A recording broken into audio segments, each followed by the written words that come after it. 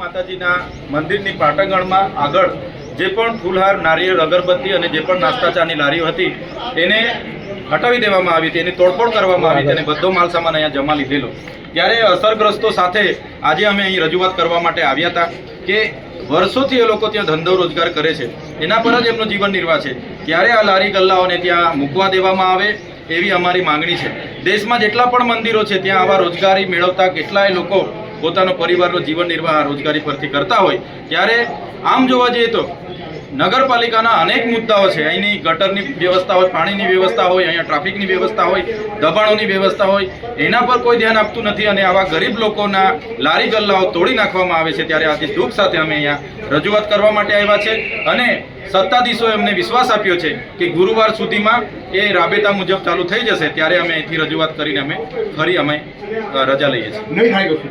નહીં થશે. આજે તો 1500 લોકો જેટલા અહીંયા ઉપસ્થિત થયા છે. નહીં થશે તો આવનારા દિવસોમાં અહીં 10 થી 15 હજાર લોકો ભેગા થશે અને બહેનોને ન્યાય મળે એ જ અમારો હેતુ છે, એ જ અમારો ઉદ્દેશ છે.